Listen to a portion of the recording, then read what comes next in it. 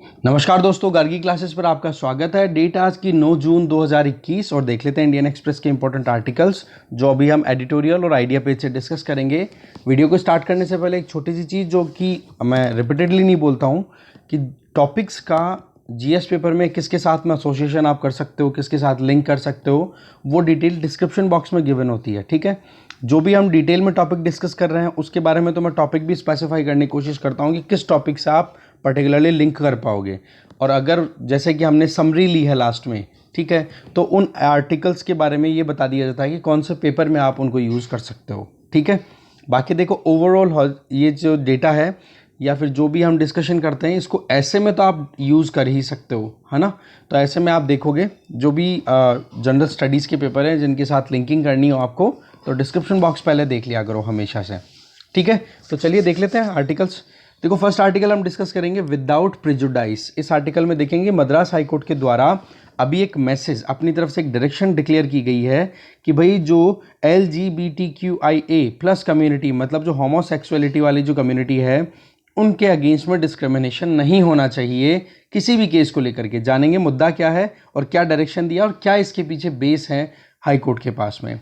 दूसरा आर्टिकल हम देखेंगे लिसनिंग बेटर। इस आर्टिकल में यहाँ पर राइटर्स के द्वारा ये बताया जा रहा है कि हमारे यहाँ पर जो नए तरीके के कॉरपोरेट हाउसेज हैं वो कैसे सक्सेसफुल हो रहे हैं और क्यों अभी भी इंडिया की तरफ इन्वेस्टमेंट लगातार आ रहा है, जबकि आप भी देख रहे हो कि ये कह दिया गया था कि सेंसेक्स में जो इन्वेस्टमेंट है वो एक बबल है।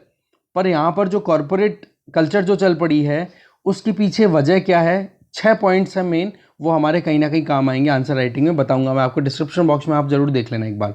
ठीक है, तो 2 आर्टिकल तो हो गए यहाँ से डिटेल में चेक करने के लिए। इसके अलावा फिर एक आर्टिकल ये वाला डिस्कस करेंगे जिसमें अर्बन स्केप, मतलब हो गया अर्बन लैंडस्केप में अभी गवर्नमेंट ऑफ इंडिया क्या कर रही है, डेवलपमेंट और एनवायरनमेंट के बीच में रिलेशन कैसे आप लिंक एक तरीके से क्रिएट करके एक सस्टेनेबल मैनर में डेवलप कर सकते हो एक कंट्री को, एक सिटी को। उस पॉइंट ऑफ व्यू से इस आर्टिकल को डिस्कस करेंगे। और एक छोटा सा है द डिसइंफॉर्मेशन डिटॉक्स, कि कैसे एक गलत सूचना के प्रसारण के चलते हैं एक सिस्टम में क्राइसिस आ जाते हैं, केओस बन जाते हैं, और उसके पीछे वजह क्यों है, क्यों इंडिया में डिसइंफॉर्मेशन या मिस इन्फॉर्मेशन के चलते परेशानियों का सामना हमेशा करना पड़ता है हमारे सिस्टम को भी, सरकार को भी। और ऐसा केवल इंडिया में ही कन्फाइन नहीं है, दूसरे कंट्रीज़ में भी है। तो लास्ट में इस आर्टिकल से कुछ समरी लेने की कोशिश करेंगे। ठीक है, और 1-2 आर्टिकल्स हो रहे हैं उनकी और समरी ले लेंगे। तो अब देखते हैं आर्टिकल्स को डिटेल में। First is without prejudice. देखो अभी आप देखोगे 3 साल पहले सुप्रीम कोर्ट ने अनकॉन्स्टिट्यूशनल प्रोविजंस जो थे, कहीं ना कहीं आप देखोगे कि होमोसेक्सुअलिटी के लेकर के उसको जो क्रिमिनलाइज किया गया था, जैसे कि मैं यहाँ पे सीधा सेक्शन बता दूं, इंडियन पीनल कोड का सेक्शन 377, उसमें होमोसेक्सुअलिटी के लिए कुछ प्रोविजंस थे। उसमें क्या था कि होमोसेक्सुअलिटी को क्रिमिनलाइज कर रखा था। तो ऐसे में सुप्रीम कोर्ट ने उसको स्ट्राइक डाउन कर दिया गया था सुप्रीम कोर्ट के द्वारा। और उसी लाइन में मद्रास हाई कोर्ट के द्वारा अभी एक कदम आगे बढ़ाया है और ये कह दिया कि जो LGBTQIA कम्युनिटी के साथ में जो भी डिस्क्रिमिनेशन होता है समाज में, जो भी कॉन्स्टिट्यूशनल प्रोविजंस इनको मिलने चाहिए वो इनके नहीं मिलते इस कम्युनिटी को, तो उसके लिए एक और अपनी तरफ से कदम आगे की तरफ बढ़ा दिया। देखो सुप्रीम कोर्ट ने 2018 के Navtej Johar versus Union of India case में और 2014 में NALSA versus Union of India case में अपनी तरफ से सीधा स्टेटमेंट दिया है कि कैसे भी करके ये जो कम्युनिटी है जिसको हम बोल रहे हैं LGBTQIA कम्युनिटी, A+ कम्युनिटी, तो इस कम्युनिटी को रिकॉग्निशन मिलना चाहिए। जो भी फंडामेंटल राइट्स हमारे कॉन्स्टिट्यूशन के पार्ट 3 में एनविसाज्ड हैं वो इनके लिए भी इक्वली अवेल होने चाहिए। देखो नवतेज जौहर केस है 2018 का, इसमें तो देखो सेक्शन 377 जो कि होमोसेक्सुअलिटी को क्रिमिनलाइज कर रहा था उसको ख़त्म कर दिया गया था IPC से। ठीक है, नंबर 1। दूसरा 2014 का जो केस था NALSA versus Union of India judgment में सुप्रीम कोर्ट ने जो ट्रांसजेंडर कम्युनिटी है, ठीक है, जैसे हिजड़ा और ये होता है ना, तो इस कम्युनिटी के कॉन्स्टिट्यूशनल राइट्स को रिकॉग्नाइज किया गया था। मतलब कि सोसाइटी में अगर कोई भी इनजस्टिस इनके अगेंस्ट में होती है तो बोलो वो अब से एक तरीके से अनकॉन्स्टिट्यूशनल कंसिडर की जाएगी। तो इनके फंडामेंटल राइट्स देखे गए थे। तो ये 2 केसेस हैं, इनके बारे में आपको डिटेल अच्छे से पढ़नी है, क्योंकि ये केसेस कोट करने में काम आएंगे और एलजीबीटी कम्युनिटी वल्नरेबल सेक्शंस में कंसिडर होती है कहीं ना कहीं।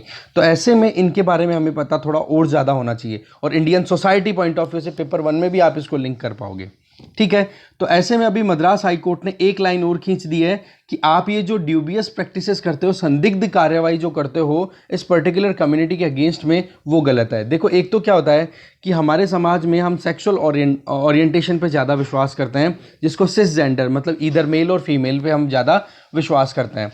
तो शुरुआत में ही माँ बाप को अगर छोटे बच्चे का पता पड़ जाता है कि हाँ ये कहीं ना कहीं ट्रांसजेंडर कम्युनिटी में जा सकता है, तो उसके लिए क्या करते हैं, वो कन्वर्जन थेरेपी बच्चे के लिए भी यूज़ करते हैं, और जो बड़े हो जाते हैं उनके ऊपर भी प्रेशर क्रिएट करते हैं।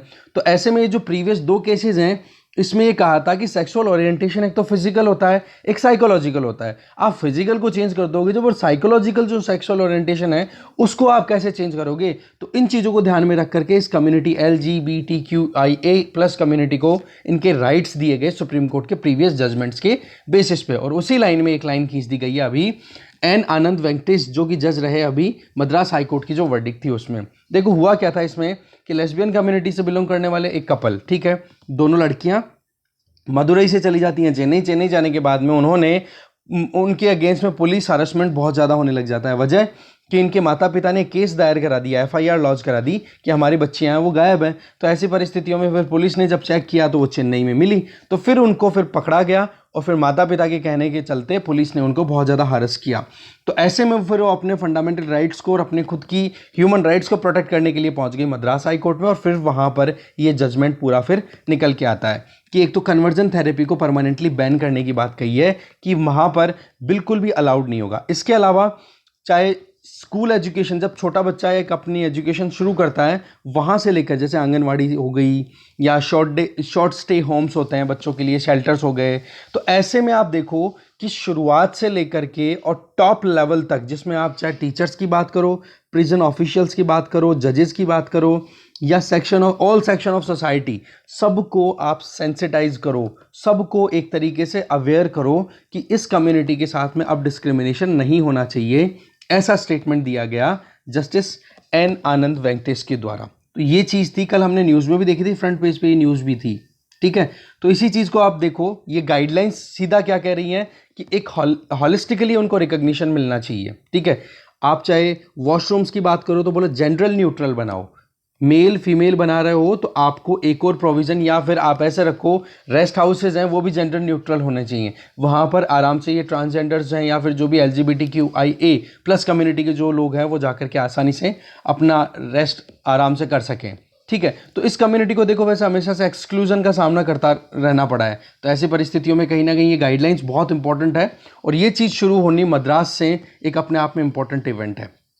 इसके अलावा आप देखोगे ये जजमेंट जो है वो एक रिमार्केबल है अपनी तरफ से बहुत ज़्यादा, क्योंकि बातचीत क्या होती रहती है कि आप एक तरह से इग्नोरेंस के हद पे चढ़ जाते हो। दैट मीन्स कि इनके क्या फीलिंग्स होती है, लाइक दैट, ऐसी फील आना कि इनके क्या फीलिंग्स होती है, ये तो ऐसे ही हैं, पर उन लोगों को लाइवलीहुड अर्न करने में कितनी प्रॉब्लम होती है, उन लोगों को एक समाज के अंदर इंक्लूजन से कितना ज़्यादा दूर रखा जाता है। तो ऐसी परिस्थितियों में ये जजमेंट ऑटोमेटिकली अपने आप में रिमार्केबल हो जाता है। कहने का मतलब ये है कि प्रिजुडाइज तो है समाज में इस कम्युनिटी को लेकर के, सब लोग पहले से सोचते हैं अरे यार दूर रहो इनसे, पता नहीं क्या बिहेवियर करेंगे। तो उससे क्या हो जाता है कि उस प्रिजुडाइज को आप अगर अनलर्न कर दोगे कि हाँ जी ऐसा कुछ ही नहीं है, मतलब वो जैसे ही आपको दिखे तब तो आप बिहेवियर आपका कैसा आता है कि हाँ ये कुछ अलग है, और जब आप दूर चले जाते हो तब आप ध्यान ही नहीं देते हो कि वाकई में वो भी एक इंसान ही है। तो पॉइंट यहाँ पर आ गया कि इग्नोरेंस कोई सोल्यूशन नहीं है। यही चीज़ यहाँ पर जज ने कहा कि देखो इग्नोरेंस जो है ना, ये कोई जस्टिफिकेशन नहीं है कि आप कोई भी डिस्क्रिमिनेशन को लेकर के चल रहे हो और उसको बस इग्नोर करके चल रहे हो कि हाँ जो भी है, पर बिहेवियर में वो चीज़ दिखाई देती है ना, तब हमें कहीं ना कहीं इस पर सोचने की ज़रूरत है। और यही चीज़ यहाँ पे इस जजमेंट में बोली गई। और प्रीवियस 2 जजमेंट, नवतेज जौहर केस और NALSA versus Union of India case, इसको आप जरूर देखोगे। ठीक है, इसके अलावा आप देखोगे कि LGBTQIA+ कम्युनिटी के लिए एक मूवमेंट सा चल रहा है अभी। ठीक है, तो ऐसे में देखो कि पब्लिक स्पेस क्रिएट होना चाहिए, या फिर कोहैबिटेशन में कहीं पे कोई रहना चाहता है साथ में साथ में रहना चाह रहे हैं, जैसे कि अभी लेस्बियन का जो केस है, लड़की लड़की का रिलेशन, तो उसमें कोई प्रॉब्लम नहीं होनी चाहिए, ठीक है। सोसाइटीज़ को थोड़ा और स्पेशियस होने की ज़रूरत है। वायलेंस जो इनके अगेंस्ट में होती है उसको बंद करना चाहिए, और एक सेक्सुअलिटी को लेकर के जो फ्लूइडिटी होनी चाहिए दिमाग में कि हाँ चलो ठीक है कि हम केवल और केवल वही चीज़ आ गई कि हाँ किसी के पैंट में क्या है उसको देख करके आप ये जज ना करो। मैं बता रहा हूँ, सदगुरु है ना, जो जिनके स्पीचेस आज भी आप भी देखते होंगे, ठीक है, तो उन्होंने एक ही चीज़ कही, बोला कि किसी की पैंट में क्या है इससे आपको क्या लेना देना है।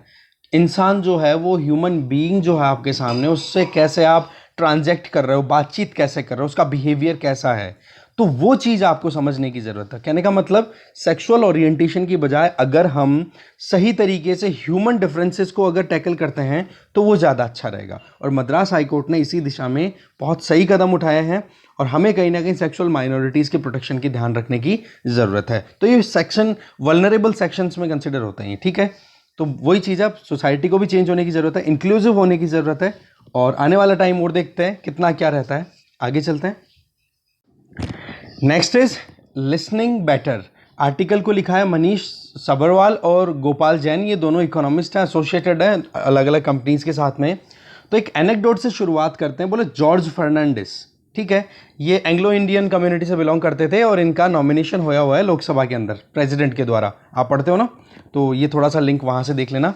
तो लोकसभा में 2 मेंबर्स को नॉमिनेट कर सकते हैं प्रेसिडेंट, अगर एंग्लो इंडियन कम्युनिटी को प्रॉपर रिप्रेजेंटेशन नहीं मिला इलेक्शन के बावजूद, ठीक है। तो जॉर्ज फर्नांडिस ने अपनी तरफ से एक बार कहा था कि बोला कि जब मैं कोका कोला को चकड आउट करने के लिए गया, चकड आउट का मतलब हो गया एक तरीके से कि उन्होंने टाइम पे पैसे पे नहीं किए थे, ठीक है, उन्होंने रेंट नहीं दिया था, तो उनको प्रेशराइज करने के लिए भाई जगह छोड़ो। 1977 की बात है। तो उन्होंने देखा कि 90% इंडिया के जो गांव हैं वहां पर, जहां पर ड्रिंकिंग वाटर फैसिलिटी अवेलेबल नहीं है, कोक अवेलेबल था। आप देखो, कोका कोला वहां पर अवेलेबल था। स्ट्रेंथ देखो कि कहाँ सरकार पानी की व्यवस्था करती रहती है, अभी तक भी पानी की व्यवस्था नहीं कर पाई है। जल जीवन मिशन जैसे प्रोग्राम्स अभी तक चल रहे हैं, 2021 में जब हम 21st सेंचुरी में जी रहे हैं, उसका भी 21वां साल चल रहा है। ऐसी परिस्थितियों को देखो, 1977 में 90% गांवों के अंदर जहां पे पानी की व्यवस्था नहीं थी पीने की, वहां पर कोका कोला पहुंच गया। इसका मतलब क्या हो गया? कॉरपोरेट हाउसेस के पास में बहुत कुछ करने के लिए होता है, केवल और केवल उनकी लर्निंग से हमें, एक्सपीरियंसेस को हमें यूज करने की जरूरत है। और इसी चीज को कहीं ना कहीं कह रहे हैं राइटर कि जॉर्ज फर्नांडिस का जो एंटी प्राइवेट बायस था वो आज भी चल रहा है, और उसी के चलते कहीं ना कहीं जो इनएफिशिएंट ब्यूरोक्रेसी है, या फिर जो गवर्नमेंट का जो हाथ जहां जहां पर भी पड़ा हुआ है वहां पर करप्शन हो रहे हैं, या फिर प्रॉपर इंप्लीमेंटेशन नहीं है स्कीम्स का, तो ऐसी परिस्थितियों में अभी भी पानी की व्यवस्था करने में परेशानियां हो रही है। तो यही चीज बता रहे हैं। पर आज की एक चीज वो है कि आज का टाइम ये आ गया कि थोड़ा सा चेंज देखने को मिल रहा है। यहां पर एक छोटा सा बोल रहे हैं, बोले एक वंडरफुल मूवी है 2 पोप्स, उसमें एक पोप होता है कंजर्वेटिव, ठीक है, और एक पोप होता है थोड़ा सा लिबरल। तो एंटनी हॉपकिंस जो है वो कंजर्वेटिव पोप का रोल प्ले करते हैं, जो कि थोड़े से सीनियर हैं। तो अपने यंगर कलीग से बोलते हैं कि भाई जाओ, मैं मानता हूं कि कोई भी अगर चेंजेस आते हैं तो आपको कॉम्प्रोमाइज़ तो करना पड़ता है। आप भी देखो अपनी लाइफ में, आपने यूपीएससी की प्रिपरेशन की तो कुछ ना कुछ तो कॉम्प्रोमाइज़ आपने किया ही होगा। तो एग्जैक्टली वही चीज़ है कि कॉम्प्रोमाइज़ तो आपको करना पड़ेगा अगर आप किसी भी बदलाव की तरफ जाते हो। तो इसका मतलब तो ये तो नहीं ना कि हम बदलाव की तरफ जाएं ही नहीं। तो ऐसे में ये जो हॉपकिंस हैं, इन्होंने ये कहा कि भाई मेरे लिए हियरिंग एड तो लेके आओ, मुझे सुनाई नहीं देता, ठीक है, सुनने के लिए कुछ तो लेकर के आओ, मुझे कुछ तो चेंज करना ही पड़ेगा, नहीं मैं सुनूंगा नहीं तो फिर बाद में कैसे ये पूजा प्रेयर वो सारी कर पाऊंगा। तो पॉइंट यहां पर आ जाता है कि चेंजेस के लिए तो आपको ओपन रहना ही पड़ेगा, क्योंकि अगर आप चेंजेस के लिए ओपन रहोगे तो कॉम्प्रोमाइज करना पड़ेगा, और कॉम्प्रोमाइज के लिए अगर आप रेडी हो, इसका मतलब आप डेफिनेटली कुछ ना कुछ प्रोग्रेसिव करोगे। जैसे कि 1991 में क्या हुआ जी, आपने क्या किए, चेंजेस किए, और चेंजेस के चलते क्या हो रहा है, कॉम्प्रोमाइज। कॉम्प्रोमाइज क्या हुआ, सबसे ज्यादा गवर्नमेंट सेक्टर, कॉर्पोरेट सेक्टर तो लगातार राइज कर रहा है, और जबकि गवर्नमेंट सेक्टर लगातार डिक्लाइन कर रहा है। तो ऐसे में पब्लिक एडमिनिस्ट्रेशन में एक कॉन्सेप्ट आता है न्यू लिबरलिज्म। लिबरलिज्म तब था जब केवल और केवल प्राइवेट सेक्टर काम किया करता था, सरकार ये कहती थी भाई हमारा कोई लेना देना नहीं है प्राइवेट सेक्टर से। फिर बाद में आ जाता है सोशलिज्म का कॉन्सेप्ट, जहां पर यूएसएसआर की पकड़ बननी शुरू हो जाती है। तब क्या होना शुरू हो जाता है कि सरकार जो है वो व्यवस्था करेगी सारी की सारी, और ऐसे में जो लिबरलिज्म है बोले एकदम बेकार है, ऐसे मतलब आप देखो, अमेरिका में सरकारें गिरने लग गई थी, कैपिटलिज्म के चलते वियतनाम वॉर तक हार गया था यूएसए, ठीक है। वियतनाम वॉर के बारे में, इनके बारे में आपने सुना होगा, ठीक है। तो वियतनाम वॉर तक हार गया था। फिर उसके बाद में 1980s में, 1990s बोलो, उस टाइम पर एक नया 1980s 1990s में एक नया कॉन्सेप्ट आता है, जब यूएसए में प्रेसिडेंट बनते हैं रोनाल्ड रीगन और इधर बनती है मार्गरेट थैचर यूके में, ठीक है, प्राइम मिनिस्टर बनती है। तो इन्होंने नया कॉन्सेप्ट शुरू किया कि बोलो गवर्नमेंट का रोल उतना ही होना चाहिए जितना कि एक फैसिलिटेटर कर सके, क्या व्यवस्था हो जाए, बाकी काम फिर प्राइवेट सेक्टर से कराओ। इसको बोल दिया गया था नियो लिबरलिज्म, और उसी नियो लिबरलिज्म के ऊपर आज काम किया जा रहा है। तो ऐसे में 1991 में हमारे यहाँ पर भी एलपीजी पॉलिसी हमने अडॉप्ट की। वजह क्या थी? बैलेंस ऑफ पेमेंट क्राइसिस हो गए थे, और इंटरनेशनली भी बहुत सारे रिफॉर्म्स थे, जैसे कि यूएसएसआर का डिसइंटीग्रेशन हो जाना, फर्स्ट गल्फ वॉर हो जाना, ये जो सद्दाम हुसैन वाला एयरलिफ्ट वाली मूवी देखी होगी ना आपने, वो सिनेरियो क्रिएट होता है। तो ऐसे में परिस्थितियां बहुत चेंज होती है। जर्मनी का एक तरीके से रीइंटीग्रेशन हो जाता है, बर्लिन वॉल गिरा दी जाती है, वेस्ट और ईस्ट जर्मनी इंटीग्रेट हो जाते हैं। तो ऐसी परिस्थितियों में इंडिया पर भी कहीं ना कहीं एक था कि हम कैसे करें अपने आप को सर्वाइव। तो क्या किया जी, हम पहुंचे वर्ल्ड बैंक और आईएमएफ के पास में, और दोनों ने क्या कहा कि आपको अपने मार्केट को लिबरल करना पड़ेगा। ऐसे में चलते हमारे यहाँ पर आती है 1991 में न्यू इकोनॉमिक पॉलिसी, जिसमें 3 concept, liberalisation, privatisation and globalisation, जो कि आप इकोनॉमी में पढ़ते हो। तो ऐसे में आप देखोगे इस 1991 के रिफॉर्म के बाद में आज का जो माहौल बना हुआ है वो पहले के माहौल से बिल्कुल डिफरेंट है। पहले क्या था? Chronic capitalism. उसका मतलब होता है क्रॉनिक कैपिटलिज्म का कि आप इकोनॉमिकली इंटरडिपेंडेंट हो और काम वही करोगे जो एक दूसरे को फायदा पहुंचाए, तीसरे की किसी के बारे में नहीं सोचोगे। तो ऐसे में वो म्यूचुअल जो अंडरस्टैंडिंग थी ना पैसा कमाने की, उसकी बजाय अब हो गई है एंटरप्रेन्योरशिप से उसको रिप्लेस कर दिया गया है। तो ऐसे में 6 इंपॉर्टेंट चीजें हैं, वो कहीं ना कहीं सीधा सा हिंट कर रही हैं कि क्यों हमारे यहां पर कॉर्पोरेट सेक्टर एंटरप्रेन्योरशिप इंक्रीज हो रही है। सबसे पहली पॉइंट यहां पर राइटर बता रहे हैं कि लोअर एंटरप्रेन्योर इक्विटी होल्डिंग। लिख लो इसको ऐसे कैसे, इस लाइन को। इसका मतलब ये हो गया कि जो भी एंटरप्रेन्योर है या जो भी फेस बना हुआ है किसी भी कंपनी का, उसका उस कंपनी में जो शेयर है वो बहुत कम है। पहले जैसे आप बात करो बड़ी कंपनियां, या फिर आज भी बहुत सारी ऐसी कंपनीज है जहां पर एक प्रोमोटर या फिर जो फेस है, जैसे कि रिलायंस इंडस्ट्रीज की बात करो, कौन है फेस? मुकेश अंबानी। तो मुकेश अंबानी वहां पर 50% से ज्यादा है या कम, ये तो मुझे नहीं पता। बाकी ऐसे ही प्रोमोटर्स, बहुत सारी ऐसी कंपनीज हैं जहां पर प्रोमोटर्स जो फेस हैं उस कंपनी का, उनके शेयर्स जो है 50% से ज्यादा है। पर आज आप देखो ऐसी बहुत सारी कंपनियां अब उभर रही हैं जो कि बहुत अच्छा परफॉर्म कर रही है उन कंपनियों से जिन कंपनियों में 50% से ज्यादा शेयर जो हैं वो प्रोमोटर के हैं, उनसे ज्यादा अच्छा परफॉर्म कर रही हैं वो कंपनियां जहां पर एंटरप्रेन्योर या फिर जो प्रोमोटर, सो कॉल्ड प्रोमोटर्स है ना, उनके शेयर्स उस कंपनी में 5 से 25% ही हैं। तो मतलब वो केवल मेजोरिटी होल्डर नहीं है, मेजोरिटी शेयर होल्डर, मतलब करता धरता इकलौता नहीं है।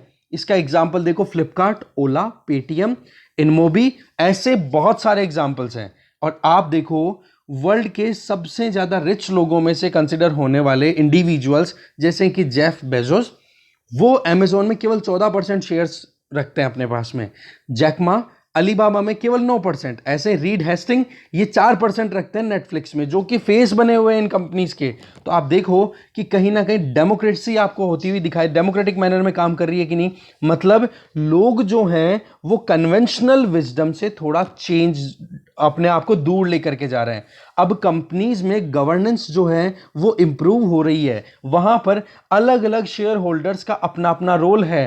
रातों रात वहां पर जो प्रोमोटर्स हैं वो चेंज हो जाते हैं। तो ऐसी परिस्थितियों में क्या हो गया, यही चीज अभी ये इंडिया में चल रही है, ये सारी कंपनी आप देखो, ठीक है। तो ऐसी परिस्थितियों में क्या हो गया कि कहीं ना कहीं आपके यहां पर कॉर्पोरेट हाउसेज में या फिर जो भी कंपनीज हैं उनमें जो शेयर होल्डिंग है प्रोमोटर की, एंटरप्रेन्योर की, वो कम हुई है। तो ऐसे में अट्रैक्शन होगा कि नहीं, आप भी किस में इन्वेस्ट ज्यादा करोगे? जहां पर आपकी से हो, आपसे पूछे कि भाई क्या किया जाए, ठीक है। तो इस वजह से इन्वेस्टमेंट आ रहा है और कहीं ना कहीं हमारा कॉर्पोरेट सेक्टर इंक्रीज भी कर रहा है। तो इसको रिकॉग्नाइज करने की जरूरत है। जैसे कोका कोला का एग्जांपल लिया ना कि किस तरीके से गांवों में पानी की कमी है, फिर भी कोका कोला पहुंच गया था 1977 में। इसके अलावा दूसरा, इंसॉल्वेंसी एंड बैंक्रप्सी कोड 2016 का आना। देखो, कोविड के चलते सस्पेंड तो कर दिया था आईबीसी को एक बार तो, कि भाई अभी काम में नहीं लिया जाएगा, पर जैसे ही आईबीसी फिर से आया है तो आप देखो कि अभी तक क्या होता था, इंसॉल्वेंसी एंड बैंक्रप्सी कोड जब तक नहीं आया था तब तक क्या था कि जो डेटर था, मतलब जो लोन लेने वाला इंडिविजुअल या कंपनी है, वो किसी भी मतलब क्रेडिटर से लोन लेता है, ठीक है। तो ऐसी परिस्थितियों में ये देखा जाता था ज़्यादातर पहले कि भाई जो उधार लेने वाली कंपनी है वो अच्छा परफॉर्म कर लेगी, थोड़ा और रिलैक्सेशन दे दो, थोड़ा और रिलैक्सेशन दे दो। तो यहाँ पर जो बीच में जो भी मीडिएटर हुआ करते थे ना, ऑर्बिटर्स, वो क्या कहते थे हमेशा कि भाई ये जो डेटर है इसके फेवर में काम करो। मतलब बैंक डिपॉजिटर, जिसका पैसा हार्ड अर्न मनी, जो लोग अपना पैसा यहाँ पर लगाते हैं, बैंकों में इन्वेस्ट करते हैं या फिर सेव करते हैं, उस पैसे सेव करने वाले की तो ज़्यादा इंटरेस्ट रखी नहीं जाती थी, ध्यान दिया जाता था किसके ऊपर, एंटरप्रेन्योर के ऊपर, हाँ ये रिवाइव कर लेगा आने वाले टाइम के ऊपर। पर जैसे ही आईबीसी आया है तब जाकर के अब देखो आप कि अब एंटरप्रेन्योर जो हैं वो बहुत सावधानी पूर्वक कर्जा लेते हैं, क्योंकि उनको पता है कि लेंडर के पास में ज़्यादा व्यवस्था हो चुकी है। अब इंसॉल्वेंसी एंड बैंक्रप्सी कोड बिल्कुल भी टाइम नहीं लगाएगा किसी भी कंपनी को डिसॉल्व करने में, किसी भी कंपनी के एसेट्स को लिक्विडेट करने में। तो दूसरा मुद्दा क्या गया, इंसॉल्वेंसी एंड बैंक्रप्सी कोड का आना। फिर तीसरा पॉइंट आ जाता है बैड डाइवर्सिफिकेशन रोल मॉडल्स, कि आपके पास में पुराने रोल मॉडल्स कैसे हैं। जैसे कि एक यहाँ पर पॉइंट को कोट कर रहे हैं राइटर, माया एंजेलियो को, या एंगलियो, जो भी आप पढ़ना चाहो। तो ऐसे में माया एंजेलियो के द्वारा जो कहा है कि यूनिवर्स जो है वो एटम से नहीं स्टोरीज से बना हुआ था। इसका मतलब क्या हो गया कि आपने प्रीवियस एक्सपीरियंसेस से लर्न किया या फिर लोगों के एक्सपीरियंसेस से लर्न किया और फिर आप अप्लाई कर रहे हो। तो जब रोल मॉडल का मुद्दा था ना कि हाँ कोई भी कंपनी कैसे सक्सेसफुल हो रही है, तो उसके पीछे एक तो मुद्दा क्या हुआ करता था 1990 से पहले, लाइसेंस राज। उसमें क्या था कि एक कंपनी जो है, एक कॉरपोरेट हाउस या एक जो पैसे वाला ग्रुप है वो लाइसेंस ले लेता था और फिर बाद में उस एक लाइसेंस के अंडर में अपने खुद के काम को डाइवर्सिफाई करता रहता था। तो कहने का मतलब होल सोल एक काम, एक बंदे को जिसको लाइसेंस मिला है वो अपने पैसे के दम के ऊपर अपने आप के बिजनेसेस को एक्सपेंड कर दिया। तभी तो एक ही हाउस, टाटाज, बिरलाज, ये क्यों राइज हुए थे, एक एक हाउस क्यों राइज हुए जी? इसके पीछे वजह क्या थी? यही डाइवर्सिफिकेशन रोल मॉडल जो हुआ करता था, इसी को सबने कॉपी किया। पर आज की परिस्थितियां क्या हो गई हैं, तो ऐसे में क्या हो गया, इनके पास में एक्सपर्टाइज तो किसी में नहीं है, पर काम ये डाइवर्सिफाइड मैनर में करते थे और खुद की इच्छा से। अब क्या हो गया, चेंज हो गया है ये रोल मॉडल। अब कंपटीशन इतना ज्यादा है कि लोग जो हैं वो अपने एक काम के ऊपर अच्छे से ध्यान दे रहे हैं और उसी को मतलब और अच्छा बनाने की कोशिश कर रहे हैं, जहां पर फोकस किस पे हो गया, स्किल्स पे, ब्रांड पे, टैलेंट पे।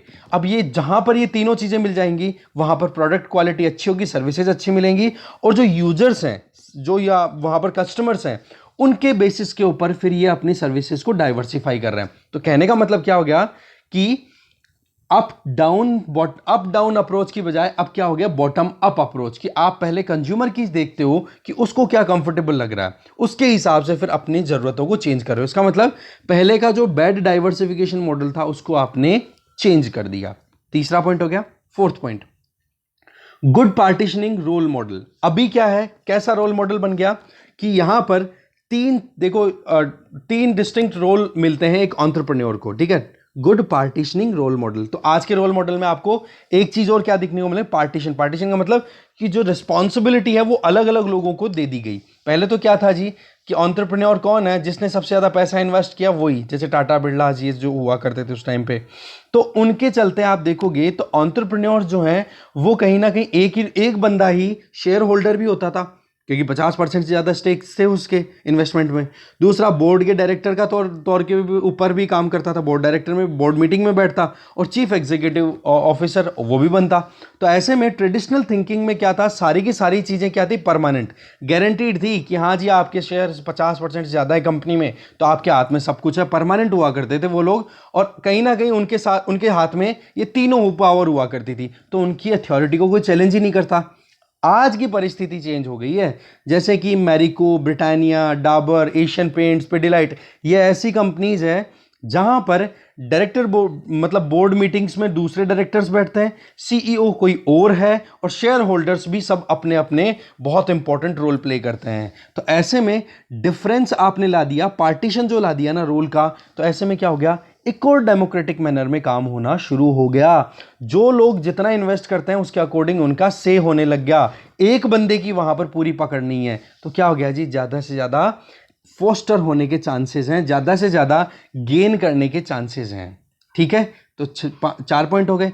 5वां पॉइंट, ग्रोथ और गवर्नेंस वैल्यूएशन है वो बहुत ज़्यादा एक तरीके से इंक्रीज हुई है आने वाले इस पर्टिकुलर पीरियड की बात करें जब से हमने एलपीजी पॉलिसी अडॉप्ट की है। ग्रोथ का मतलब कंपनीज जो हैं वो ग्रो कर रही हैं, और ग्रो नहीं कर रही हैं तो फिर उसके बाद में ऑप्शंस बहुत सारे हैं जी। आपकी लीडरशिप में आप सीईओ हो, आप बोर्ड ऑफ डायरेक्टर को चेयर कर रहे हो, तो ऐसी परिस्थिति में अगर आपकी कंपनी नहीं चल रही तो आप हटो, किसी दूसरे को बनाया जाएगा। गवर्नेंस इतनी अच्छी, जैसे कॉर्पोरेट गवर्नेंस के बारे में आप देखते हो कि कितनी ज़्यादा ध्यान रखी जाती है, एम्प्लॉयज़ के बारे में भी रखी जाती है, तो कस्टमर के बारे में भी रखी जाती है। जैसे कॉर्पोरेट सोशल रिस्पॉन्सिबिलिटी सीएसआर की बात भी आप करते हो कंपनीज एक्ट 2013 के अंडर में। तो ये चीज़ें क्या है, कहीं ना कहीं ग्रोथ और गवर्नेंस दोनों चीज़ें आपकी इंप्रूव होती हुई दिखाई दे रही हैं, और इसी के चलते आज स्टॉक मार्केट में वैल्यूएशन पर भी ध्यान दिया जाता है। आज एनवायरनमेंट के लिए जो अच्छी काम कर रही है ना कंपनीज, उनमें देखो इन्वेस्टमेंट कितना अच्छा आ रहा है। हम ये 2-3 बार कॉन्सेप्ट डिस्कस कर चुके हैं। इसका एग्जाम्पल यहाँ पे भी दे रहे हैं, नीलकंठ मिश्रा जी ने ये कहा है, इसी रेवोल्यूशन को, ये क्रांति बताई जा रही है अपने आप में, आप देखो, ठीक है, बोलो इसी रेवोल्यूशन को सपोर्ट करते हुए कहा है कि अनलिस्टेड कंपनीज जो कि लगभग $1 बिलियन से ज़्यादा के अपनी वैल्यू क्रिएट कर चुकी हैं, वहाँ पर आपको बहुत अच्छे से ग्रोथ देखने को मिल रही है, और गवर्नेंस भी वहाँ पर बहुत बेटर हो चुकी है।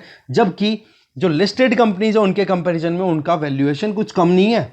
जो लिस्टेड बड़ी कंपनीज है ना, सेंसेक्स में, निफ्टी में, ये लिस्टेड कंपनीज जो शेयर मार्केट में काम करती हैं, कंपनियां शेयर लॉन्च करती है, आईपीओ लॉन्च कर रही हैं, इन्वेस्टमेंट लेकर के आ रही हैं। तो कहने का मतलब ये हो गया कि कहीं ना कहीं डाइवर्सिफिकेशन देखने को मिल रहा है, कुछ ना कुछ नई चीज़ें हो रही हैं।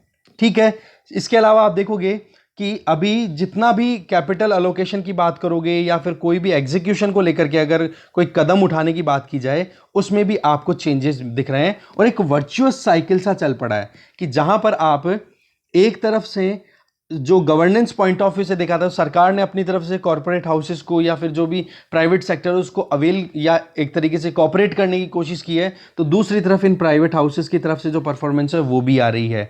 इसी के चलते एक वर्चुअस साइकिल चल रही है कि हाँ, प्लस प्लस होता चला जा रहा है आगे से आगे। साथ में आप देखो, आज इंडिया जो है, हमें पता है कि कितने ज़्यादा क्राइसिस में बीत रहा है, उसके बावजूद भी हमारे यहाँ पर इन्वेस्टमेंट आ रहे हैं लगातार। छठा पॉइंट यहां पर बोल रहे हैं, राइजिंग बोर्ड इफेक्टिवनेस। जो डायरेक्टर्स बैठते हैं बोर्ड में, जो डिसीजन मेकिंग काम किया करते हैं, बोला उनकी इफेक्टिवनेस आपको लगातार बढ़ती हुई दिखाई देगी। डायरेक्टर्स जो हैं वो अब क्या करते हैं, खुद की प्रोटेक्शन के लिए काम नहीं करते हैं, अब वो कैसे भी करके अपनी कंपनी की ग्रोथ पर काम कर रहे हैं। नहीं तो क्या है, रिप्लेसमेंट, उनको चेंज कर दिया जाता है सेकेंडों के अंदर। जैसे कि यहाँ पर तमिल क्लासिक तिरुकुरुल के अकॉर्डिंग, तमिल क्लास मतलब वहाँ के राइटर हैं, ठीक है, तमिल लैंग्वेज में जिन्होंने लिखा है, उनका ये कहना है कि एक किंग, ठीक है, वो मतलब इसका मतलब है the king whom no one checks no minister corrects. मतलब जिस किंग को कोई मिनिस्टर अगर कोई सजेशन दे, खुद की अगर फीलिंग्स को, मतलब वही है कि आप खुद से खुद के ऊपर सवाल नहीं करते हो, तो ऐसे में आप कैसे, आप किसी मिनिस्टर को कैसे आप मतलब एम्पावर कर पाओगे कि वो आपको कोई सजेशन दे। इसका मतलब ये हो गया कि आप अपने खुद के दुश्मन बनाने की जरूरत नहीं, आप खुद अपने बहुत बड़े दुश्मन बन चुके हो। कहने का मतलब यहां पर यह आ जाता है कि किंग जो है, जो दूसरे के सजेशंस नहीं सुनता और सेल्फ चेक नहीं करता, तो मिनिस्टर्स के हाथ में कैसे पावर जाएगी कि वो किंग को करेक्ट कर सके। और किंग अगर करेक्ट होने लायक नहीं है तो वो खुद ही खुद का दुश्मन बन जाता आने वाले टाइम पे, क्योंकि करेक्शन तो हर एक इंसान को जरूरत होती है। तो वही पॉइंट आ गया यहाँ पे डायरेक्टर्स के लिए कि जो डायरेक्टर अच्छा परफॉर्म नहीं करेगा उसको रिप्लेस करने का पूरा पूरा चांस अब यहाँ पे बन चुका है। तो ये ही मेन मुद्दा है। ये 6 पॉइंट्स यहाँ पे बताए जा रहे हैं राइटर के द्वारा कि इसके चलते कहीं ना कहीं कॉर्पोरेट हाउसेस जो हैं, जो क्रॉनी कैपिटलिज्म था उसको बिल्कुल रिप्लेस कर दिया गया है एंटरप्रेन्योरशिप ने, कि जहां पर जो भी अच्छा उद्यमी होगा, अच्छा उद्योग करेगा, वो वहां पर सरवाइव करेगा। ठीक है, तो ऐसे में प्राइवेट सेक्टर की ये 6 एड्स के बारे में अगर आप समझोगे तो इंडिया जो है वो आने वाले टाइम के ऊपर लगातार ग्रो करेगा, और अगले 1 दशक के अंदर हमारी इकोनॉमी वर्ल्ड की तीसरी इकोनॉमी बन जाएगी जीडीपी पॉइंट ऑफ व्यू से, जो कि आज 5वें नंबर पर है।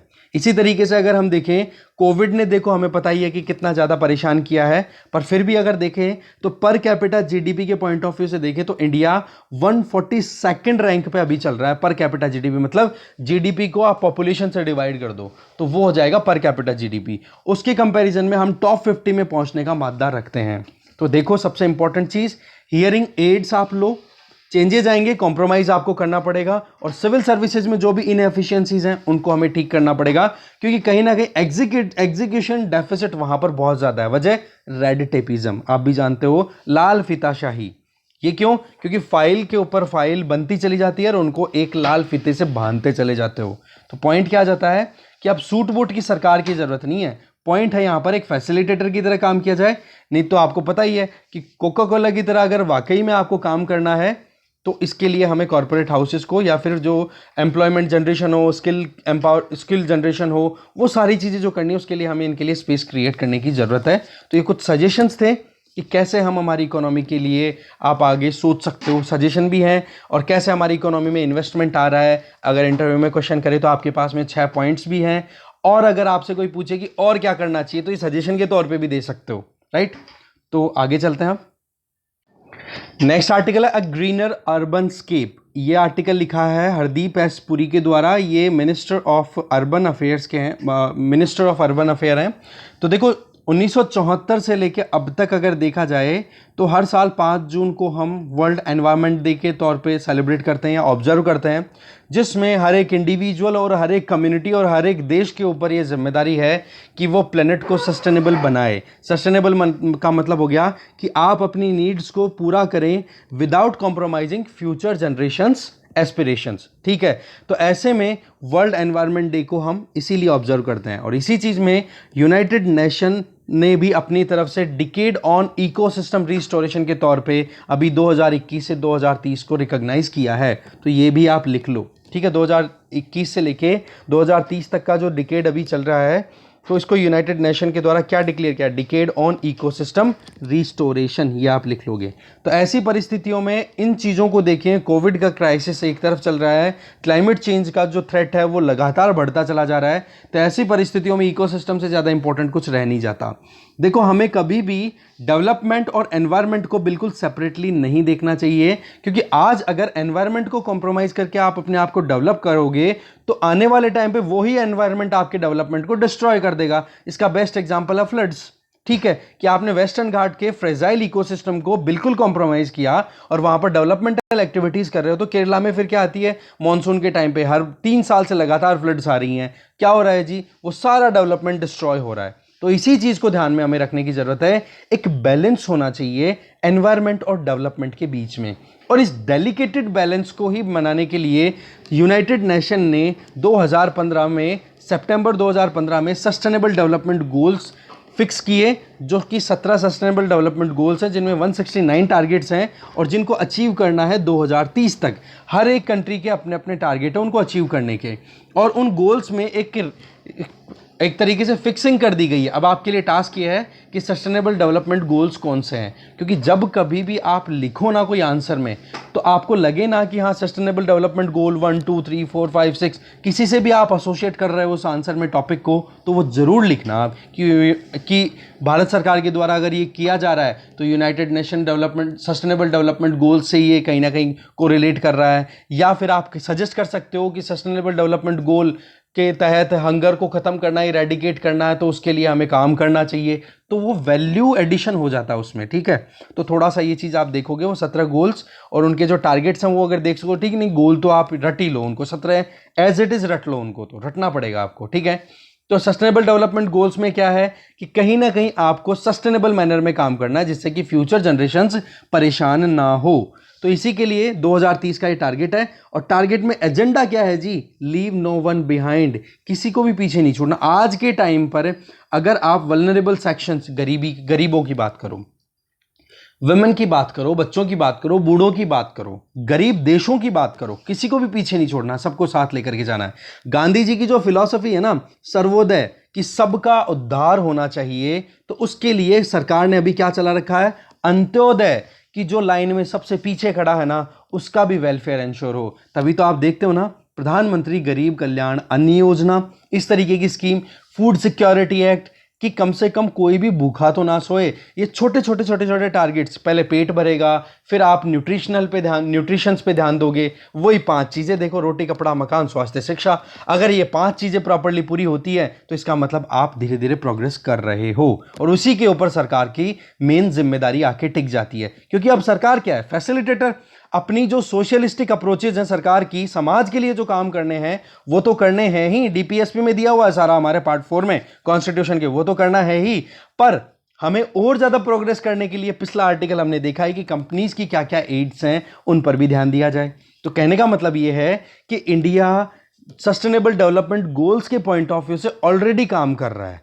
कहीं ना कहीं जो भी कदम उठाए गए हैं सरकार के द्वारा, वो कदम कहीं ना कहीं फंडामेंटल वर्च्यूज जो है ना, उनके मेन जो गुण हैं उन सारे कामों के, सारे प्रोग्राम्स के, वो कहीं ना कहीं सस्टेनेबल डेवलपमेंट गोल से कोरिलेट करते हैं। और यही चीज़ बता रहे हैं राइटर यहाँ पर कि ministry of housing and urban affairs ने भी इसी चीज़ पे काम किया है। जैसे कि ministry of housing and urban affairs के द्वारा जो प्रधानमंत्री आवास योजना शुरू की गई अर्बन, इसी तरीके से Atal mission for rejuvenation and urban transformation AMRUT, ये भी इसी मिनिस्ट्री के अंडर में है। और स्मार्ट सिटी मिशन, ये सारे मिशंस क्या है कि कैसे भी करके सिटीज को सस्टेनेबल बनाया जाए। तो एसडीजी शुरू हुई कब, आप देखोगे 2015 के बाद में, और ये प्रोग्राम्स जो हैं वो इंडिया में इंप्लीमेंट होने शुरू हो गए थे 2015 में भी, शुरुआती महीनों में। तो कहने का मतलब हम पहले से तैयार थे, सरकार ने ये चीजें करने की शुरुआत पहले ही कर दी थी। देखो फ्लैगशिप मिशंस की अगर बात करें तो ये मिशन सस्टेनेबल डेवलपमेंट गोल के साथ में कोरिलेट भी करते हैं, तो पहले से काम कर रहे हैं। जैसे कि एक एक को समझा रहा है अब यहाँ पे, जैसे कि स्वच्छ भारत मिशन अर्बन, इसकी अगर बात करें तो टारगेट क्या किया गया था, बोला अर्बन डेफिकेशन फ्री इंडिया आपको बनाना है। तो इसमें आपने सॉलिड वेस्ट मैनेजमेंट पर भी ध्यान दिया, साथ में बिहेवियरल चेंजेस पर भी ध्यान दिया कि कैसे भी करके व्यवहारगत अगर परिवर्तन आते हैं तो उसके चलते आप परिस्थितियों को आसानी से नियंत्रण में ला सकते हो। जैसे कि कोविड-19 को कंट्रोल करना, क्या था जी, कोविड अप्रोप्रिएट बिहेवियर, मास्क लगा करके बाहर निकलो, सोशल डिस्टेंसिंग मेंटेन करो, घर में घुसते ही हाथ धोने की आदत डाल लो, ये सारी चीज़ें, फालतू में निकलो मत। ये बिहेवियर ही आपने स्वच्छ भारत में अपनाया कि ओपनली कोई डेफिकेट नहीं करेगा, सरकार है वो अपनी तरफ से टॉयलेट्स का कंस्ट्रक्शन कराएगी, साथ में अगर कहीं पर भी सॉलिड वेस्ट अगर क्रिएट होता है तो उसका प्रॉपर्ली मैनेजमेंट, मतलब कलेक्शन हो, फिर उसके बाद में सेग्रीगेशन हो, फिर उसके बाद में ट्रीटमेंट हो, रिसाइकलिंग हो। कहने का मतलब क्या हो गया, आप सस्टेनेबल मैनर में कहीं ना कहीं काम करना चाह रहे हो। और हर साल इस स्वच्छ भारत मिशन का आप रिव्यू करते हो, एक एनुअल असेसमेंट होता है स्वच्छ सर्वेक्षण के तहत, जिसमें आपको पता पड़ता है कि किस पर्टिकुलर सिटी ने कितना अच्छा परफॉर्म किया है। मैं सिटी बार बार इसलिए बोल रहा हूं क्योंकि अभी राइटर किसकी बात कर रहे हैं, हाउसिंग एंड अर्बन अफेयर्स की, ये उसी से मंत्रालय से संबंध रखते हैं अपना, इसलिए बाकी गाँव में भी यही चीज़ अप्लाई हो रही है। तो ऐसे में एक तरफ तो कॉम्पिटिटिव फेडरलिज्म है, तो एक तरफ कोऑपरेटिव, कि एक स्टेट के पास में अच्छी अगर टेक्नोलॉजी, अच्छी कोई स्किल्स है तो वो दूसरे के साथ में शेयर कर ले, तो इसका फायदा दोनों को मिल जाएगा। तो हमें कहीं ना कहीं एक जन आंदोलन के तौर पे देखने को मिला। रिजल्ट क्या है कि आज बहुत हद तक कार्बन डाइऑक्साइड का रिडक्शन देखने को मिल रहा है। जैसे कि टाइम पे अगर सॉलिड वेस्ट मैनेजमेंट होता है, आप जलाते नहीं हो इनको, या सही से ट्रीटमेंट हो, तो यहाँ पर बोल रहे हैं कि स्वच्छ भारत मिशन अर्बन के तहत 17.42 million tonne of carbon dioxide equivalent greenhouse gases को हमने एमिट होने से रोक देना है 2022 तक। इसी तरीके से प्रोग्रेस करते रहे तो फिर नेक्स्ट मिशन आ जाता है, that is smart city mission. Smart city mission की बात करें तो इसमें क्या किया गया है कि कैसे भी करके सिटीज को और ज्यादा एक तरीके से डेवलपमेंट की तरफ लेकर के जाना, जिसमें टेक्नोलॉजी का बहुत बड़ा रोल रहने वाला है। इसमें गवर्नेंस को इंप्रूव करना कि जो सिटी का, शहर का प्रशासन है वो सही से काम कर रहा है कि नहीं, सही तरीके से सिविल लाइन प्रॉपर मेंटेन हो रही है कि नहीं, सही तरीके से सड़कें बन रही है कि नहीं। देखो भाई ये रियलिटी तो है नहीं, आपको भी पता है, इसमें डाउट तो आपको भी आ गया होगा कि जिन स्मार्ट सिटीज़ को बनाने की बात की गई है, आज स्मार्ट सिटी मिशन के ऊपर कोई काम भी नहीं कर रहा। और दूसरी चीज़, कहीं ना कहीं अभी भी वो ही ग्लिचेस फंसे पड़े हैं एडमिनिस्ट्रेटिव इनएफिशिएंसीज के चलते, पॉलिटिकल कॉन्फ्लिक्ट के चलते, पॉलिटिकल इल विल के चलते, कहीं ना कहीं अभी भी काम अटके पड़े हैं। खैर पॉइंट हमारा है अभी फ़िलहाल इस आर्टिकल को डिस्कस करना, वो देखते हैं, नेगेटिव इतना नहीं जाना हमें ये देखना है कि क्या अच्छा कर रही है सरकार, राइट। तो तो देखो गवर्नेंस पॉइंट ऑफ व्यू से सस्टेनेबल मैनर में एक सिटी का डेवलपमेंट हो, पर वही चीज़ है सस्टेनेबल मैनर में कैसे होगा जब एक बार ढंग से बारिश आ जाती है तो फ्लड डिक्लेयर कर दिया जाता है। ये जो चार दीवारी की जो पुरानी सिटीज़ है ना, यहाँ का हाल तो इतना बुरा है कि सिविल लाइन ही चौक हो जाती है। फिर भी चार दीवारी का तो चलो फिर भी ठीक है, ये बाहर जो कॉलोनीज कट रही है ना, इनका तो बहुत ही बुरा हाल है। कोई प्लान नहीं है, वहां पर खेत जो थे पहले खेती के, वहां पर इस तरीके से बोल दिया कि एक इंच भी जमीन खाली क्यों ना चली जाए, मतलब वेस्ट क्यों चली जाए। इवन बच्चों के खेलने के लिए गार्डन्स भी नहीं है। मतलब अर्बन प्लानिंग जो है, जैसे कोई सोसाइटी कर रही है या फिर कोई बड़ा प्रोजेक्ट है, उसमें तो देखो सारा का सारा अच्छे से होता है। तो ऐसे में वहां पर फ्लैट्स प्लॉट्स वो भी बहुत महंगे मिलते हैं। अब अगर जैसे हमने बात की ना अभी प्रधानमंत्री आवास योजना अर्बन, तो इनके अगर प्लॉट्स को जाकर के देखो तो वहाँ पर आपको स्पेस बहुत कम मिलेगा, कंजेशन बहुत ज़्यादा है, वो सारी चीज़ें। खैर पॉपुलेशन का प्रेशर भी बहुत ज़्यादा है, ऐसी बात नहीं है। खैर आगे चलते हैं। गवर्नेंस अच्छी करनी है, सस्टेनेबल मैनर में अर्बन एरियाज को डेवलप करना है। रिस्क डिजास्टर रेजिलिएंट, मतलब कि अगर बाढ़ या फिर कोई भूकंप कुछ भी अगर अनफोर्सिन सर्कमस्टांसेस बन के आती है, जिसको हम बोलते हैं फोर्स मेजर, उनके चलते अगर कुछ भी परिस्थितियां बिगड़ती है तो हमारी सिटीज फिर से उठ खड़ी होने के लिए तैयार हो। स्मार्ट सॉल्यूशंस पे काम किए जा रहे हैं, एनर्जी एफिशिएंसीज पे काम किया जा रहा है, क्लाइमेट स्मार्ट सिटीज डेवलप किए जा रहे हैं। इसके लिए climate smart cities assessment framework है, वो भी अडॉप्ट किया गया है, जिसके तहत सिटीज में एक इस तरीके का माहौल बनाना है कि जिससे कि आप ग्रीन, सस्टेनेबल और रेजिलिएंट अर्बन हैबिटाट तैयार कर सको। ग्रीन का मतलब ये हो गया कि वहां पर इलेक्ट्रिसिटी कम से कम कंज्यूम हो, और अगर इलेक्ट्रिसिटी कंज्यूम भी हो रही है तो उसको आप प्रोड्यूस करने के लिए रिन्यूएबल एनर्जी रिसोर्सेज पर रिलाई कर रहे हो। सस्टेनेबल मैनर का मतलब हो गया कि आप कहीं ना कहीं सारी चीज़ों को बहुत बढ़िया तरीके से मैनेज कर रहे हो कि आने वाले टाइम पे कोई क्राइसिस नहीं होगा, या फिर आपकी अगर क्राइसिस आता है तो आपकी सिटीज़ जो हैं वो रेजिलिएंट है, फिर से उठ खड़ी होंगी। तो ऐसे सारा काम करें तो रोड एरियाज में जो लाइटनिंग है, रिन्यूएबल एनर्जी बेसिस पे स्मार्ट रोड्स का बनाना, ये सारी चीज़ें करें। तो बोला स्मार्ट सिटी मिशन के चलते भी ग्रीन हाउस गैस एमिशन की अगर बात करो तो 4.93 मिलियन टन्स कार्बन डाइऑक्साइड के इक्विवेलेंट हम रिडक्शन कर देंगे स्मार्ट सिटी मिशन में 2022 आते आते। यही बात फिर अमृत की जाती है। अमृत में वाटर सप्लाई और वाटर की सप्लाई, उसका मैनेजमेंट, एनर्जी एफिशिएंसी इंश्योर करना, ग्रीन स्पेसेस क्रिएट करना। ऐसे में 500 सिटीज़ टारगेट की गई हैं। ऐसे में ग्रीन पार्क्स क्रिएट किए गए हैं, स्ट्रीट लाइट्स इंस्टॉल की गई हैं जो कि कम से कम एनर्जी पे चलें, ठीक है, एलईडी लाइट जिनको बताए। वाटर बॉडीज़ हैं उनको रिजर्वनेट कर दिया गया है। तो ऐसे में बोला है कि 2022 आते आते 48.52 मिलियन टन। ये डेटा लिखने की जरूरत नहीं है, आप तो केवल ये स्कीम्स के बारे में थोड़ा सा डिटेल आप प्रीलिम्स पॉइंट ऑफ व्यू से देख लेना। बस ये डेटा जो ओवरऑल हो जाएगा ना, वो मैं बता दूंगा कि क्या है इसका कंक्लूजन। तो इतना कार्बन डाइऑक्साइड के equivalent green house gas emission को मिटिगेट कर दोगे। सिमिलरली प्रधानमंत्री आवास योजना अर्बन के तहत 1.12 करोड़ हाउसेज बनाए, सैंक्शन किए गए हैं, जो कि इनोवेटिव या फिर नई टेक्नोलॉजी बेसिस पे बनेंगे, एनवायरमेंट फ्रेंडली रहेंगे, डिजास्टर रेजिलिएंट रहेंगे, भूकंप हो, बाढ़ हो, कोई भी परिस्थिति आ जाए उसके अंदर वो खराब नहीं होगा। तो ऐसे में काम किया जा रहा है किस बेसिस पे? अपनी तरफ से सरकार के द्वारा एक चैलेंज ओपन किया गया था जिसका नाम था the global housing technology challenge. इस चैलेंज में लगभग 54 नई टेक्नोलॉजीज आइडेंटिफाई की कि कैसे एक रेजिलिएंट हाउसिंग का काम कर सकते हैं, कंस्ट्रक्शन का काम किया जा सकता है सिटीज में। ऐसे में लगभग आप देखोगे 12 मिलियन टन के कार्बन डाइऑक्साइड के इक्विवेलेंट ग्रीन हाउस गैसेस के एमिशन को रोक लिया जाएगा। इसी तरीके से अलग अलग बड़ी सिटीज के अंदर एनर्जी एफिशिएंट मेट्रो रेल चल रही हैं, या जिनको हम बोलते हैं मेट्रो रेल चल रही हैं, और energy efficient mass rapid transit system, जैसे आपने ये लो फ्लोर बसेस का जो कॉरिडोर ये देखे होंगे आपने। तो इसके चलते बोला बहुत हद तक एनर्जी एफिशिएंसी हम अचीव कर रहे हैं। तो इससे भी लगभग 21.58 million tonne of carbon dioxide equivalent greenhouse gases को आप 2015 से 2022 के बीच में एमिट होने से रोक लोगे।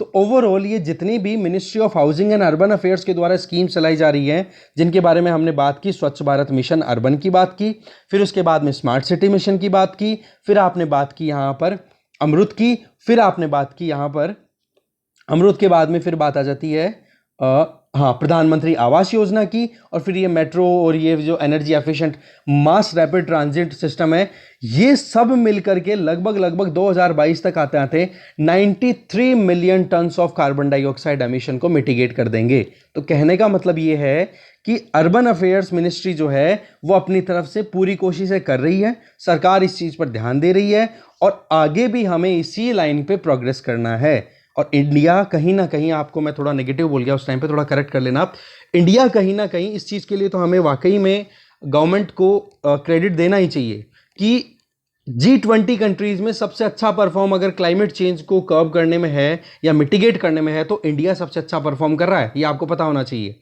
ठीक है, ये चीज़ हमने बहुत बार डिस्कस की है। तो ऐसे में ट्रांसफॉर्मेटिव वेव की बात करें तो वो आ रही है, एनवायरमेंटल कॉन्शियसनेस भी आ रही है, आप भी अलर्ट हो, मैं भी अलर्ट हूँ, फिर भी कहीं ना कहीं थोड़ा टाइम है, लैगिंग है, इंप्रूव होगी टाइम के साथ में।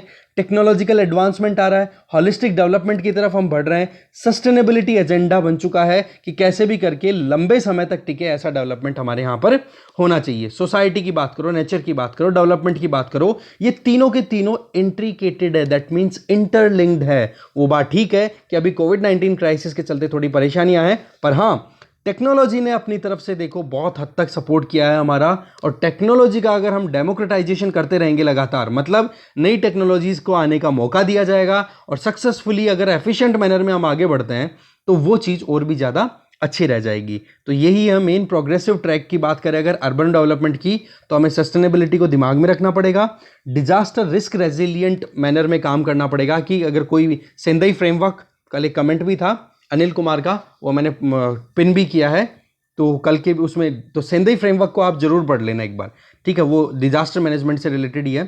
तो उन उन उन गाइडलाइंस पर हमें काम करने की ज़रूरत है। कम्युनिटी बिल्डिंग्स हैं वो इस तरीके से हो कि कहीं पर भी इकोलॉजी को हार्म ना हो। तो पॉइंट क्या है, एनवायरमेंट इकोसिस्टम डेवलपमेंट सबके बारे में सोच के ही आगे बढ़ने की जरूरत है, और उसी दिशा में कहीं ना कहीं सरकार आगे बढ़ रही है। और पर्टिकुलरली इस डिकेड की बात करें तो इकोसिस्टम को आप एक तरीके से रिस्टोर करने की बात कर रहे हो, तो ऐसे में ये चीज़ें बहुत इंपॉर्टेंट हो जाती है। तो एक रिकॉल हो गया सरकार के कदमों का। आगे देखते हैं, नेक्स्ट आर्टिकल है द डिसइंफॉर्मेशन डिटॉक्स। ये लिखा है उपेंद्र बख्शी के द्वारा, और ये भी एसोसिएटेड है, देखो ये लॉ से रिलेटेड है। राइटर है प्रोफेसर लॉ यूनिवर्सिटी ऑफ वारविक, ठीक है, ये फॉर्मर वाइस चांसलर भी रह चुके हैं university of south Gujarat and Delhi. तो इनके द्वारा ये कहा जाता है डिसइंफॉर्मेशन, सबसे पहले तो आपको ये पता होना चाहिए कि मिस इन्फॉर्मेशन और डिसइंफॉर्मेशन, इनको इंटरचेंजेबली नहीं यूज़ करना है हमें, ठीक है, इनका मतलब बिल्कुल अलग होता है। ठीक है, जैसे कि डिसइंफॉर्मेशन को अगर आप कोई पूछे तो क्या होता है, डिसइंफॉर्मेशन एक फॉल्स इन्फॉर्मेशन है, गलत सूचना है जो कि फैलाई जाती है इंटेंशनली, जानबूझकर फैलाई हुई गलत सूचना डिसइंफॉर्मेशन है। इसके लिए क्या होता है कि कैसे भी करके सोशल हार्म्स ज़्यादा से ज़्यादा पहुंचाए जा सकें, तो डिसइंफॉर्मेशन क्लियर। दूसरी होती है मिस इन्फॉर्मेशन। मिस इन्फॉर्मेशन का मतलब ये हो गया कि आप ऐसी गलत सूचना को फैला रहे हो जिसके बारे में आपको खुद को नहीं पता, और आपको खुद का कोई इंटेंट नहीं है, जानबूझ के नहीं फैला रहे हो, अननोइंगली, अनजाने में फैल रही है, तो वो हो जाती है मिस इन्फॉर्मेशन। तो यहां पर समाज के लिए, सोसाइटी के लिए खतरा किससे है, डिसइंफॉर्मेशन। इसीलिए बोल रहे हैं डिसइंफॉर्मेशन डिटॉक्स, हमें ठीक करना पड़ेगा इस पॉइजन को, ये बात बताई जा रही है उपेंद्र बख्शी जी के द्वारा। देखो ह्यूमन राइट्स की बात करें तो अभी आप देखोगे कितना ज़्यादा बातचीत हो रही है ह्यूमन राइट्स को लेकर के। तो सुप्रीम कोर्ट ऑफ इंडिया ने अपनी तरफ से बहुत बार कहा है कि फ्री स्पीच को क्लैंप डाउन करो, क्लैंप डाउन मत करो, रोको मत।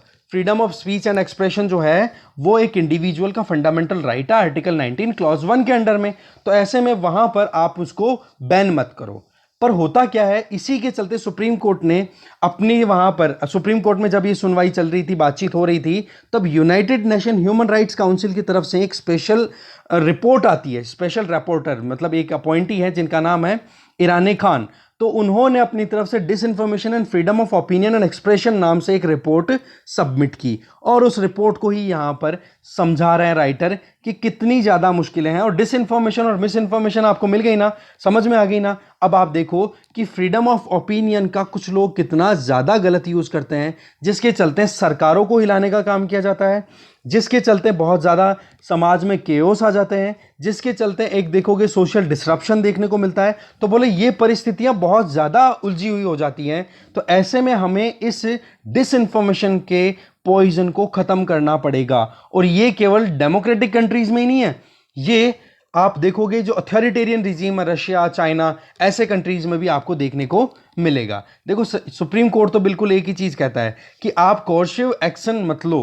कहीं पर भी कोई भी freedom of speech and expression अगर यूज कर रहा है तो ऐसे में आप उसकी तह तक पहुंचो कि उसके पीछे सच्चाई कितनी है। ऐसा नहीं कि कोई भी अगर सरकार को क्रिटिसाइज कर रहा है इसका मतलब आप उस पर बिल्कुल ही बैन लगा दो, ठीक है। पर पॉइंट यहां पर क्या आ जाता है कि लोग जो हैं या फिर जो प्रोपेगेंडा करने वाले जो लोग हैं वो कहीं ना कहीं इस इंफॉर्मेशन डिसऑर्डर का बहुत फायदा उठाते हैं। और ये चीज कहीं ना कहीं United nation human rights council की इस रिपोर्ट के तहत पता भी पड़ रहा है कि कहीं ना कहीं जो लोग हैं वो फॉल्सहुड का यूज करते हैं, गलत ओपिनियन दे करके और लोगों को नुकसान पहुंचाते हैं। तो यहां पर राइटर बोल रहे हैं कि हमें यूटिलिटेरियन जो अप्रोच है उस पर काम करने की जरूरत है, मतलब ज्यादा से ज्यादा लोगों का ज्यादा से ज्यादा फायदा हो।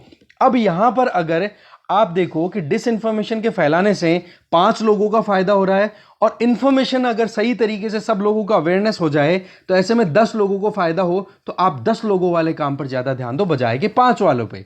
यही है यूटिलिटेरियनिज्म और यही कहीं ना कहीं आपको एडमिनिस्ट्रेशन में इंपॉर्टेंट पॉइंट, एक इंपॉर्टेंट सेगमेंट मिलता है एथिक्स के पेपर के अंदर। तो सिविल सोसाइटी, जर्नलिस्ट या फिर जो भी लोग हैं जो फॉल्सहुड अगर स्प्रेड कर रहे हैं तो उनको कहीं ना कहीं हमें रोकने की जरूरत है, क्योंकि वो क्या कोशिश करते हैं, एक ऑल्टरनेटिव व्यू पॉइंट लेकर के आते हैं कि भाई ऐसा नहीं ऐसा हो सकता है, ठीक है। तो उसके चलते बहुत ज्यादा परेशानियों का सामना करना पड़ता है स्टैब्लिशमेंट को, एडमिनिस्ट्रेशन को। तो ये एक डिसइंफॉर्मेशन का चैलेंज है ना, इसको टैकल करना अपने आप में बहुत ज्यादा मुश्किल होता चला जा रहा है। देखो बार बार एक चीज बोली जाती है कि लैक ऑफ ट्रांसपेरेंसी के चलते बहुत ज्यादा परेशानियां हो रही हैं। हम भी देखते हैं कि ये ट्रांसपेरेंसी अगर रहती है, और ट्रांसपेरेंसी एक इंपॉर्टेंट एथो भी है, एक इंपॉर्टेंट वैल्यू भी है, एथिकल वैल्यू भी है जिसके तहत आप काम भी करोगे, ठीक है। पर कुछ चीजें ऐसी होती हैं बहुत ही सीक्रेट होती हैं, आप उनको बिल्कुल ओपन नहीं कर सकते हो पब्लिक डोमेन में। तो उन पॉलिसीज को, उन इश्यूज को लेकर अगर कोई डिसइंफॉर्मेशन फैलाए तो वो चीज क्या हो जाती है, घातक साबित हो जाती है, एक एडमिनिस्ट्रेटर के लिए भी और एक रिजीम के लिए भी। तो यही चीजें देखो बार बार राइटर के द्वारा बताई जा रही है। इस आर्टिकल को एक बार खुद से आप साथ करना, बिल्कुल सिंपल लैंग्वेज में बताया हुआ। आप देखो डिसइंफॉर्मेशन का कैसे यूज किया जाता है, इंटेंशनली। एक्सट्रीमिज्म या फिर टेररिस्ट ग्रुप जो होते हैं, एक्सट्रीमिस्ट होते हैं या फिर जो टेररिस्ट ग्रुप्स हैं वो क्या करते हैं, लोगों के मन में डर बैठाने के लिए false news, false narratives create करते हैं कि कैसे भी करके रेडिकलाइज किया जा सके समाज को। तो डिसइंफॉर्मेशन का एक ये भी बहुत बड़ा नुकसान है। इसके लिए क्या किया जा सकता है, इसके पीछे वजह क्या है, लोग क्यों डिसइंफॉर्मेशन से इन्फ्लुएंस हो रहे हैं, उस पर हमें करेक्शन करने की जरूरत है। जैसे कि लोग जो हैं वो इकोनॉमिकली डेप्राइव्ड हैं। कश्मीर में क्यों मिलिटेंसी बढ़ रही है जी, बेरोजगारी को करेक्ट कर दो, प्रॉब्लम नहीं होगी। मार्केट फेलियर, कि समाज में या सिस्टम में जो आप काम कर रहे हो उसमें कुछ लोग लगातार पैसे वाले बनते चले जा रहे हैं, कुछ लोग बैकवर्ड होते चले जा रहे हैं, तो वो डिस्क्रिमिनेशन, उसको करेक्ट करने की जरूरत है। पॉलिटिकल डिसएनफ्रेंचाइजमेंट, दैट मींस सरकार के लिए लोगों का विश्वास वो कम होना, समाज में असमानताओं का फैलना, ये है मेन जड़ें जिनके चलते लोग जो डिसइंफॉर्मेशन फैलाते हैं उसका असर ज्यादातर पब्लिक में पड़ता है। और उसका असर क्या होता है कि पब्लिक का ट्रस्ट इंस्टीट्यूशन से हट जाता है, चाहे वो जुडिशरी हो, चाहे लेजिस्लेचर हो, चाहे एग्जीक्यूटिव हो, या फिर इलेक्शन कमीशन ही क्यों ना हो, या फिर कोई भी ऐसा इंस्टीट्यूशन जो कि बहुत इंपॉर्टेंट रोल प्ले करता है हमारे कंट्री के लिए, किसी भी कंट्री के लिए, वहां से ट्रस्ट उठना शुरू हो जाता है। तो हमें एक सही तरीके से काम करने की जरूरत है। अगर इन सारी चीजों को हम करेक्ट कर देंगे ना, जो ये प्रॉब्लम है यहां पर अभी हमने देखी, अगर ये करेक्ट हो जाएगी तो डिसइंफॉर्मेशन का जो प्रोपेगेंडा है, जो टारगेट है, वो फेल हो जाएगा। आज आप देख सकते हो कि एक इंडस्ट्री चल चुकी है डिसइंफॉर्मेशन की, जहां पर सरकारें भी डिसइंफॉर्मेशन के चलते अपनी तरफ ऑपोजिशन पार्टीज को सप्रेस करने की कोशिश करती हैं, और जहां पर ऑपोजिशन पार्टीज भी डिसइंफॉर्मेशन को स्प्रेड करके सरकारों को गिराने की कोशिश करते हैं। तो ये डिसइंफॉर्मेशन इंटेंशनली हो रही है, ये रिपोर्ट में एकदम क्लियर बोला गया। 2020 में ऑक्सफोर्ड की स्टडी में भी बोला गया है ये, कि वर्ल्ड में 81 गवर्नमेंट्स ऐसी हैं जो सोशल मीडिया को यूज कर रही हैं कि कैसे भी करके डिसइंफॉर्मेशन को पॉलिटिक्स में यूज किया जाए सरकारें बनाने और गिराने के लिए। इसका सबसे बेस्ट एग्जांपल रशिया और चाइना। क्या बोला गया इनके द्वारा कि कोविड-19 को कंट्रोल या टैकल करने में डेमोक्रेसीज फेल हो गई, राइट? डेमोक्रेसीज फेल हो रही हैं, जबकि ईरान, रशिया और चाइना के अंदर बहुत सही तरीके से टैकल हो गया, क्योंकि अथॉरिटेरियन रिजीम था तो इन्होंने बैन लगा दिया कि भाई घर से बाहर कोई नहीं निकलेगा। और जब लोगों के मन में ये डर था कि उनको बाहर नहीं निकलने देना, निकल जाएंगे तो उनको फांसी हो सकती है या फिर कुछ भी उनके फाइन लग सकता है बड़ा सारा, तो ऐसी परिस्थितियों में वो घरों के अंदर रहे। और जबकि दूसरी तरफ डेमोक्रेटिक कंट्रीज के अंदर क्या है कि लोग जो हैं वो अमेरिका में, इंडिया में सब लोग रोड पे उतरे हुए हैं कि भाई हम खाएंगे क्या, हमारे पास में रहने के लिए चाहिए, मर जाएंगे कोई प्रॉब्लम नहीं है, पर हमें फ्रीडम चाहिए। तो इन चीजों को आप देखो कि इन देशों की सरकारों के द्वारा कितने गलत तरीके से रिप्रेजेंट किया गया है। इस तरीके से सरकार अपनी रेलेवेंस बनाने के लिए भी डिसइंफॉर्मेशन का यूज कर रही है, आप देखो। इसी तरीके से साइबर ट्रूप्स, मतलब एक ऐसे ग्रुप बन चुके हैं जो कि सरकार के लिए और किसी पर्टिकुलर एक प्रोपेगेंडा को एक्सपेंड करने के लिए काम कर रहे हैं लगातार। तो बोले इंफॉर्मेशन, मिस इन्फॉर्मेशन, डिसइंफॉर्मेशन, ये तीनों चीजों में डिसइंफॉर्मेशन बहुत घातक है और इसको हमें टैकल करने की जरूरत है। पर वही बात है, सरकार खुद ही अगर इन्वॉल्व हो चुकी है तो क्या ऐसा हो पाएगा? बिल्कुल नहीं हो पाएगा। अभी क्राइसिस बहुत ज्यादा है, इस पर कंट्रोल करना बहुत ज्यादा जरूरी है। और इसके लिए इंपॉर्टेंट चीज क्या है? अगर आपने सोसाइटी में equality, economic equality, social equality ये इंश्योर करनी शुरू कर दी, या फिर इंडियन कॉन्स्टिट्यूशन में जो भी वैल्यूज, जो भी डायरेक्शंस दी हुई है, उनको अगर हमने प्रॉपर्ली फुलफिल कर दिया तो लोग अवेयर होंगे तो इंस्टीट्यूशंस में उनका विश्वास डगमगाएगा नहीं, तो सरकार भी बनी रहेगी, तो ह्यूमन राइट्स भी अपहेल्ड होते रहेंगे, तो एक बढ़िया तरीके से सिस्टम आगे चलता रहेगा। इसका मतलब क्या हो गया? कॉन्शियसनेस होना चाहिए, एक कॉन्शियस एक्शन लेना चाहिए। आप भी अगर कहीं पर कोई भी इशू आपके सामने आता है तो उसकी तह तक पहुंचने की आपकी ईगरनेस होनी चाहिए, तब जाकर के आप एक अच्छे एडमिनिस्ट्रेटर बनोगे, तब जाकर के आप एक अच्छे सिटीजन बनोगे। आप देखो 3Ds के ऊपर ये काम चल रहा है इसका, डिसइंफॉर्मेशन का। डीक्रिमिनलाइजेशन, कि कोई भी चीज है उसके ऊपर आप क्रिमिनल प्रोसीडिंग्स मत करो, कोई भी गलत हो रहा तो। डीपेनलाइजेशन, कोई सजा, कोई भी उनके ऊपर आप कह दो कि उनके ऊपर कुछ भी फाइन नहीं लगाना चाहिए। डी इंस्टीट्यूशनलाइजेशन, मतलब हर चीज में आप फ्री होना चाह रहे हो। तो क्या एक सिस्टम जो डेमोक्रेसी को चलाने के लिए इंपॉर्टेंट पिलर्स की हम बात करते हैं, 3 की पिलर्स की, लेजिस्लेचर, एग्जीक्यूटिव एंड जुडिशरी, अगर इनको ही अगर आपने डी इंस्टीट्यूशनलाइज कर दिया तो क्या इतनी सारी जनता को आप सही तरीके से चला पाओगे? एक चेक एंड बैलेंस देखो, ये चीज विंस्टन चर्चिल की एक स्टेटमेंट भी है, मैं आपको बताता हूं। विंस्टन चर्चिल ने कहा था कि बोले डेमोक्रेसी है ना, ये बेस्ट फॉर्म ऑफ गवर्नमेंट तो नहीं है, पर अभी तक जितनी भी सरकार के तरीके हैं उनमें सबसे बेटर है, द बेटर वन। ठीक है, तो अभी और एवोल्यूशंस आएंगे, देखते हैं, टाइम बताएगा। पर अभी जो सिचुएशन है उसके बारे में हमने जाना, और बाकी 1-2 आर्टिकल्स आप खुद से देख लेना। डिस्कशन में इतना ही है। Thank you very much for watching this video, और बाकी डिटेल्स आपको लिंक मिल जाए, डिस्क्रिप्शन बॉक्स में देख लेना कौन सा आर्टिकल किससे कैसे लिंक कर सकते हो आप। Okay, thank you.